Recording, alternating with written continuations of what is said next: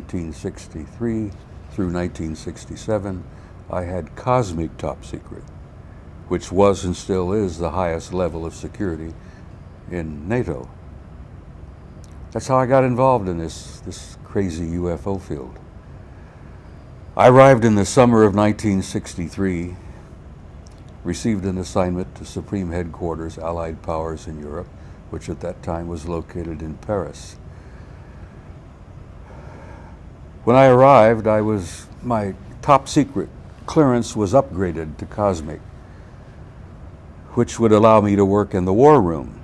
And I was assigned to the operations division, which operated what we called the war room, the operations center.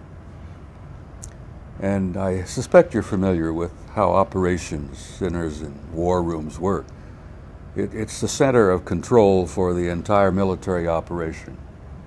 And our operation in those years was from the tip of Norway in the north to the southern tip of Turkey in the south. That's what they called the NATO-shaped theater of operations. As you know from your history, and I'm sure you're aware, that Europe was divided in those days. Right down the middle. Germany was divided. You had the Soviet Warsaw Pact in the east, and then you had the NATO-shaped military alliance on the west. And that was what we called our theater of operations. I arrived in the summer of '63, and I immediately became aware, because of gossip, and the military gossips as much as anybody else. There was talk in the war room about a study that was underway. And this study had became initiated in 1961 as a result of an event that occurred early February in 1961, where a flight of unidentified objects were flying from the Soviet sector to the east over the Warsaw Pact, toward the west over the NATO lines. These objects were very high, they were very fast, they were in formation, they appeared to be circular in shape, and they were obviously under intelligent control. They came in a formation of what appeared to be almost 100 of them. And they flew in formation at a high rate of speed from the east over NATO, over the Channel, southern coast of England, where they turned, flew north, and disappeared from NATO radar over the Norwegian Sea. Well, all hell broke loose in the war room. We found out that the Soviets had gone on alert, the Warsaw Pact had gone on alert because they picked them up. All of our Air Force and radar sensory devices picked them up. NATO thought those objects belonged to the Russians. We found later that the Russians thought they belonged to us. Both forces were to find out later that they didn't belong to any of us, that they belonged to somebody else. And of course the big question is, who the hell do they belong to? Who are they? What are they? Where are they from? They demonstrated incredibly high technology. There were not jets. There were no contrails. They were circular. They were metallic. And they were in formation. They moved obviously under intelligent control. And so NATO shape, Supreme Headquarters Allied Powers, initiated a study in 1961, which was underway when I arrived in '63, to determine what the hell these things were. The conversation in the lunchroom, at the Nafi cafeteria, during breaks, coffee breaks and all, UFOs, unidentified flying objects. Who, what, where, when, how, you know.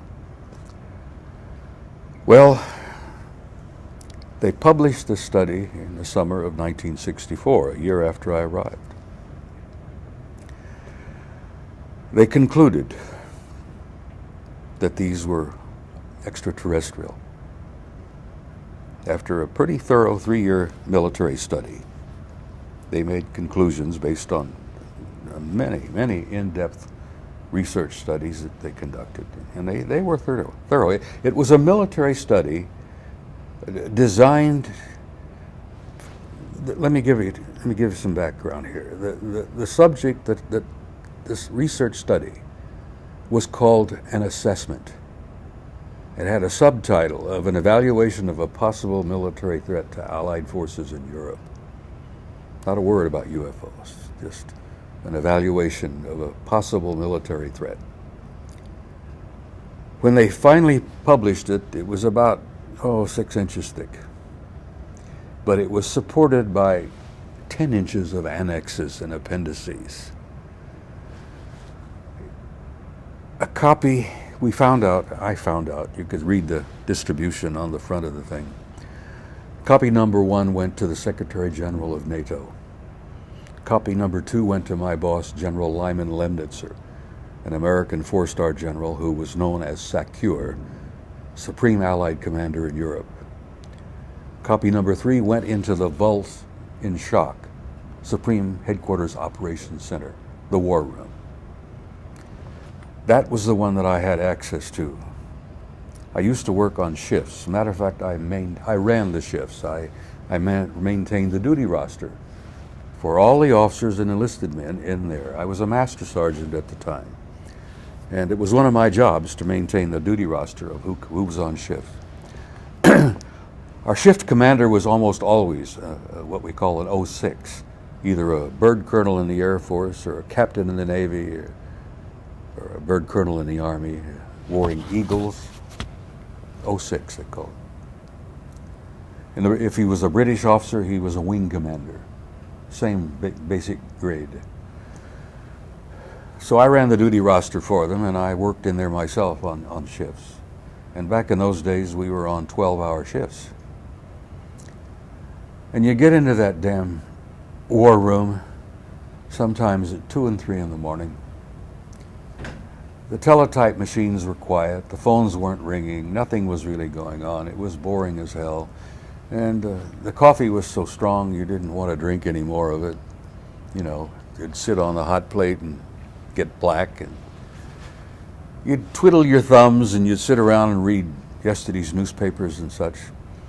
Well, when this document was finally published and the copy was put into the vault, I was sitting there one morning, bored to death, and the bird colonel, the Air Force colonel, who was the controller. That's what we call the shift commander in the war room, a controller. He had this thing on his desk, and he brought it over and he threw it on mine, and he says, "Read this. This will wake you up." So I go through the thing. An assessment, an evaluation of a possible military threat to Allied forces in Europe. Okay. I figured he had some purpose of wanting me to look at it. I turned the page. And I started reading this thing. And I'll tell you, Robert, that was the beginning for me. Because once I read it, once I went through the annexes and the appendices, and once I had seen the photographs, once I had read the autopsy reports, once I had studied the historical annex, which was incredibly thorough. I mean, they had some first top-rate minds working to put this thing together. It stimulated my curiosity, my imagination. It triggered something in me that I've never been able to put to rest.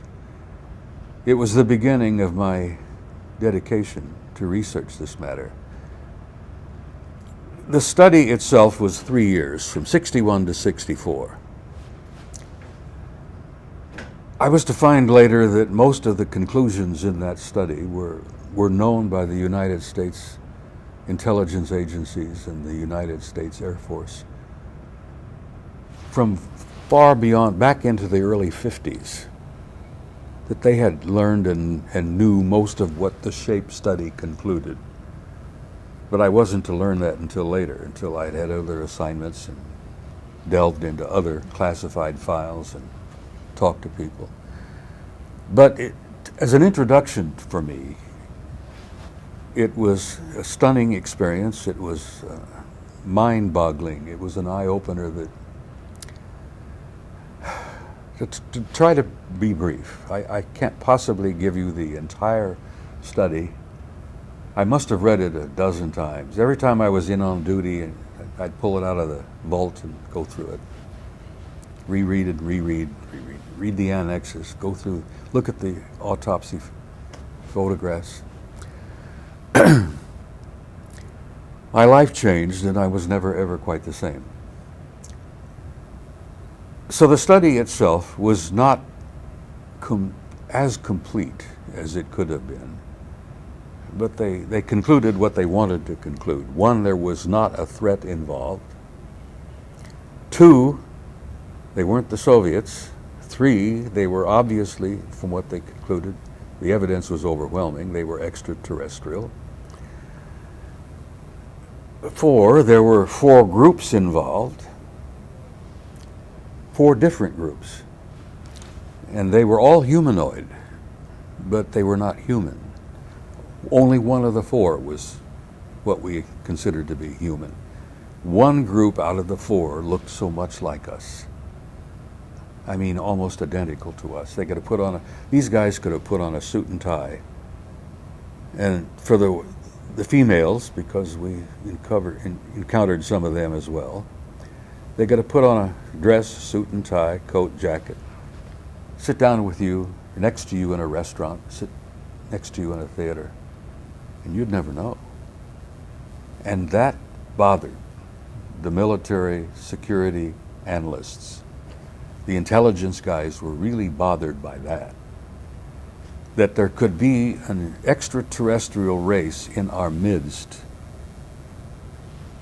Some of the small talk back in those days, one bird colonel one day was saying at lunch, you know, Jesus Christ, these guys could be walking them down the corridors of shape here. At that time we were located outside of Paris, at a little town called Roquencourt. And it was the supreme headquarters there. It was not an elaborate, fancy kind of thing. They've got one of those now up in Brussels, multi-million-dollar facility. But back in those days, the headquarters was not that impressive. The point I'm making is that he says, you know, that they could walk up and down the corridors of Satan, we'd never know. And a major said, you know, Colonel, they could walk up and down the corridors of the Pentagon and we'd never know. And then some smart ass, I forget who it was, some lieutenant colonel, and we dined together back in those days. The senior NCOs, the senior enlisted personnel, we worked so closely with the commissioned officers that we not only worked together, but we often dined together at the British NAFI cafeteria. And another one said, you know, bastards could be in the White House. We wouldn't know. And there was a little forced laughter there, you know. And then we concluded, no. The gang in the White House are not smart enough to be from some other planet, you know. Anyhow, we had to laugh because the study made an impact on all of us. We had an air deputy by the name of Robert Lee, an Air Force 4-star general who was General Lemnitzer's air deputy. He had an air deputy, he had naval deputies, he had Army ground deputies. He had a staff of a couple of hundred working for him, a mixed staff. British, West German, our ex-enemies were now our best friends. You know, we're Italians on the staff. At that time we had French on the staff. That was before de Gaulle withdrew from the NATO. Well, he didn't withdraw from NATO, but he withdrew from SHAPE. The staff was mixed in those days. You know, it was 15 nations. The Turks, the Greeks, the French, we were all involved.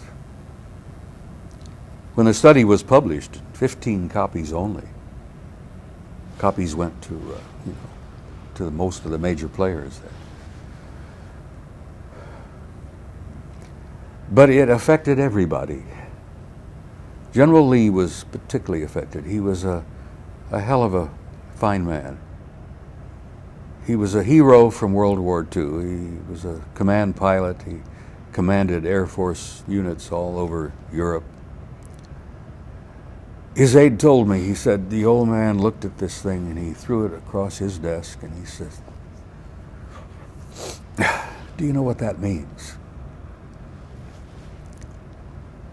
He says, that means that everything we've got, everything we've done, all of our technology, it means nothing. He was deeply affected by the conclusions in the report.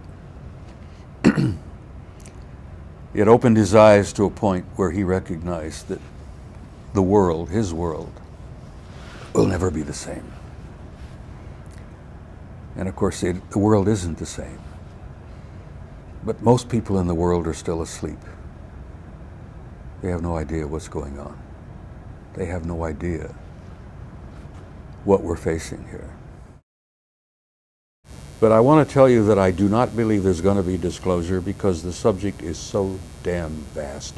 It's so incredibly overwhelming that the average guy out there, I don't believe, is ready for it.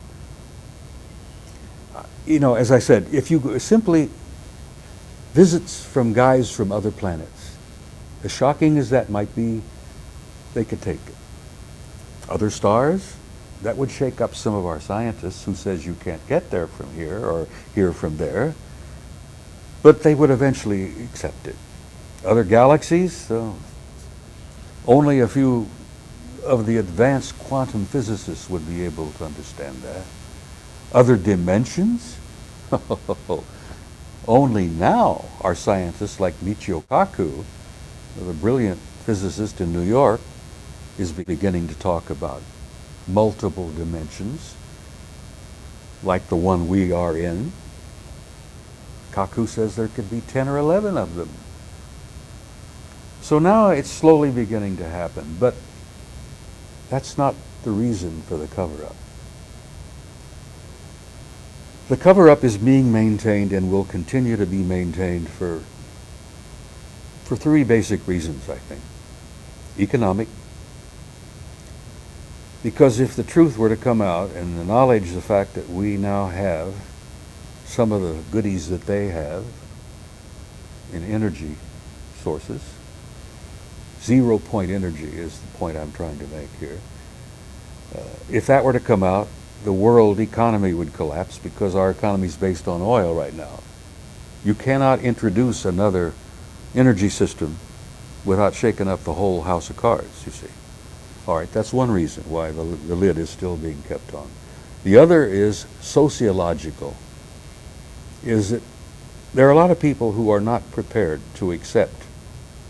Good God, they can't accept black neighbors down the street. They can't accept a Muslim family who just moved in.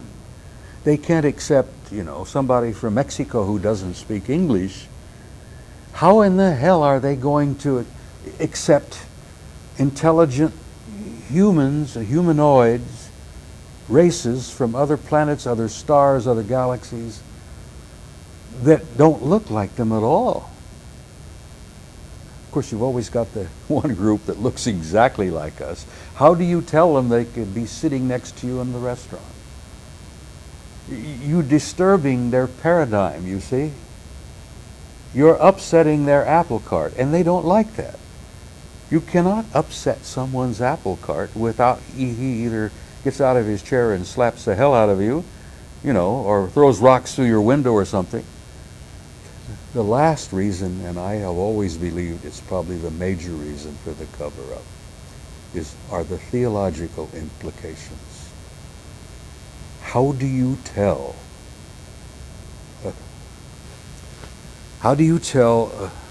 a Southern Baptist, a fundamentalist, a Christian who fears and dislikes Muslims, who fears and dislikes Catholics, who fears and dislikes Hindus, don't trust them? How do you tell a Christian fundamentalist, let alone a Muslim fundamentalist, and many of them are dangerous as hell, as we know. How do you tell these people that practically every major religion on this planet had its origin as a result of activities, programs from advanced extraterrestrial intelligence? How do you tell a Christian fundamentalist that that beautiful young man from Galilee 2,000 years ago, that his birth, his life, his death, his crucifixion, his resurrection, his ascension, the transfiguration was all real and it all happened, but it was orchestrated by an advanced extraterrestrial intelligence? How do you get that word out to people? You don't, because they're not ready for it yet. Now, do you see what I'm trying to say? Why this is the greatest story in human history? How do you tell people that you and I and we, all of us, are genetic hybrids? That we are not the product of evolution? Evolution is real, it exists, it happens. But human beings, there have been what many of the scholars are saying, interference, intelligent interference in the development of the human genome. That the human being today, what we call Homo sapiens sapiens, the thinking ape, we are a hybrid, and we have been genetically manipulated into who and what we are by advanced extraterrestrial intelligence. There are people who are not ready to hear that. Most traditional Darwinists are not ready to hear that. But there has been intelligent intervention, and we've got proof.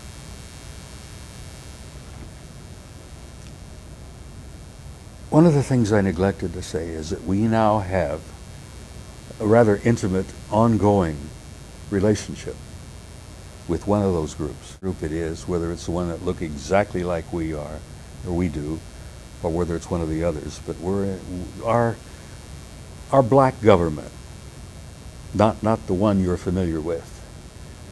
The average American is familiar with, the executive, legislative, judicial,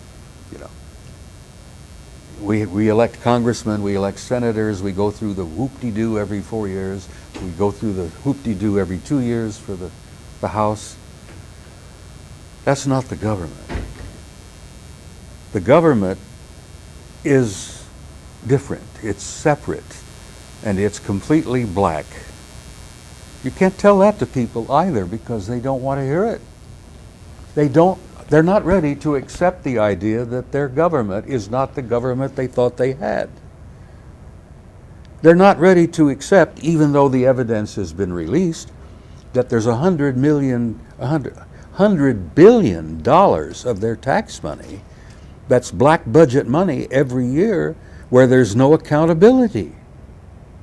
Now, Congress ought to be hung up and dried. Those guys are guilty of a crime.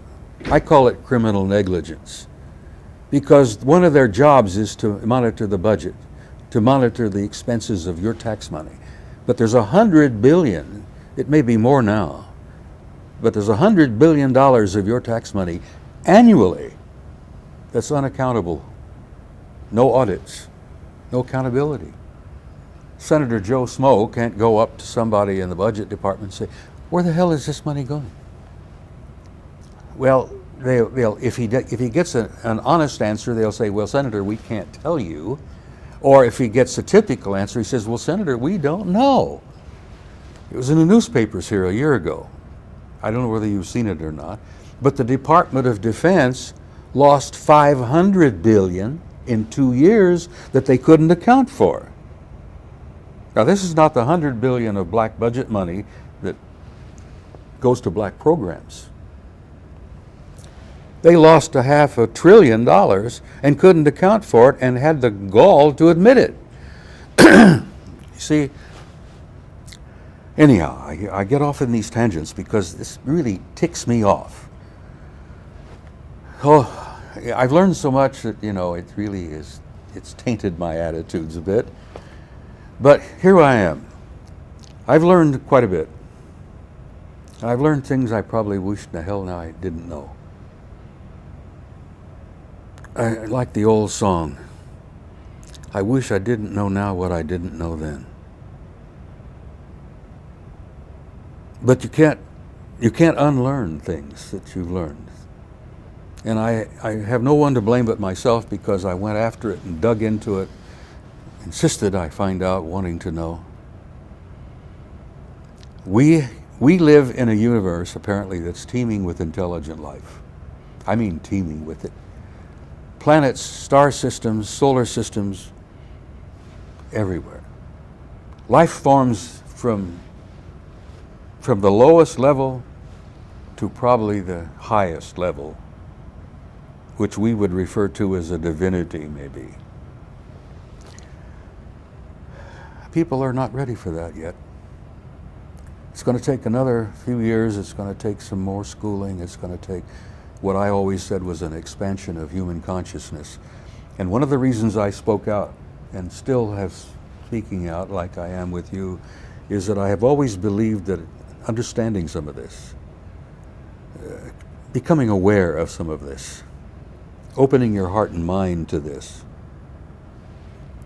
would bring about an expansion of human consciousness, which might bring us together as a species and as a race, because we are all the same. We are all brothers, cousins. We're all the same family. And we've got to stop this stupid killing and these absurd wars. And we've got to come together.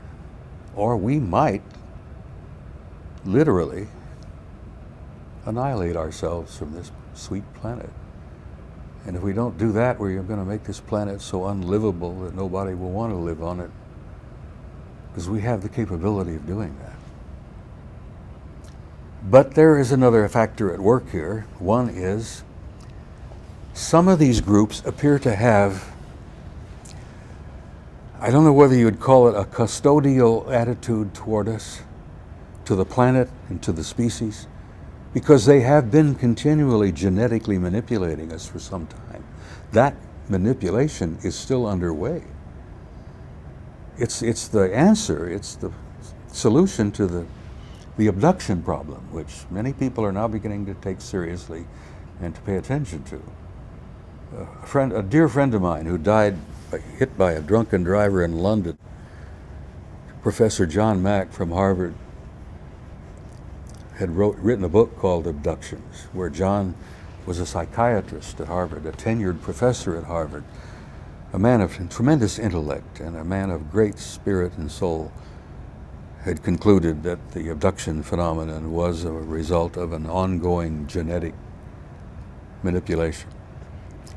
So these groups that are interested in us, at least seem to show some benevolence, I think would probably step in and keep us from blowing the hell out of ourselves if it push come to shove.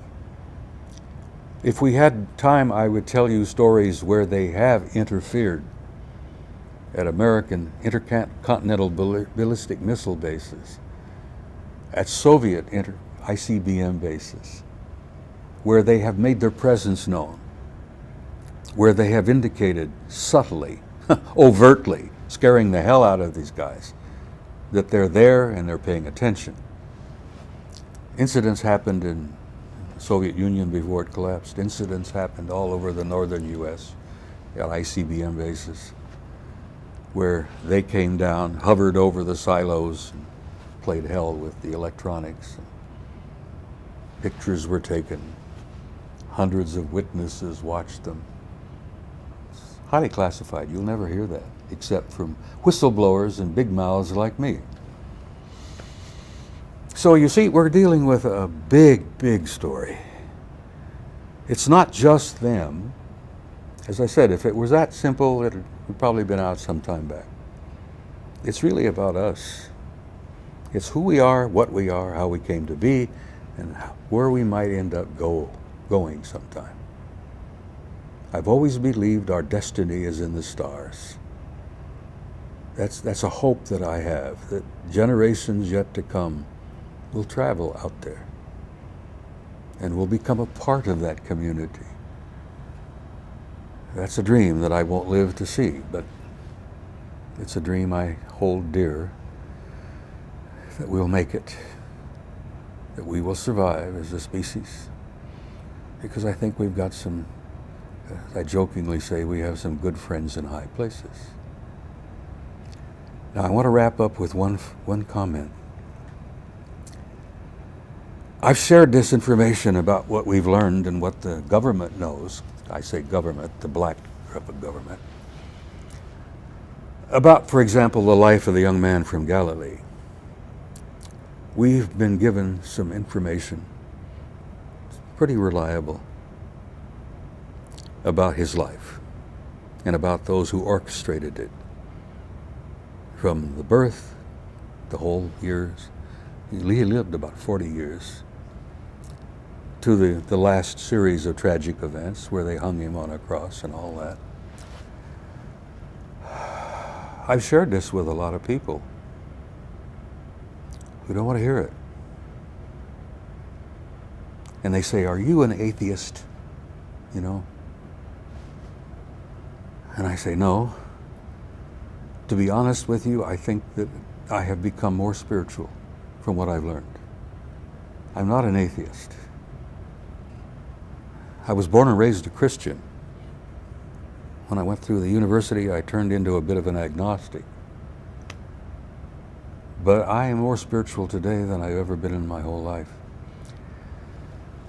I believe, and I hold dear to my heart, that there is a singular conscious intelligence in the universe that is primarily spiritual, that is so vast, so loving and so powerful, that it is the source of all life, not only on this planet, but on all the others. And that there is a spark of that divinity burning in each and every one of us, and that's the little spark we call the human soul. But that singular conscious intelligence that I am aware of, that I respect and love, is what I call God. And people have said, "Do you believe in God?" And I say, no. I know.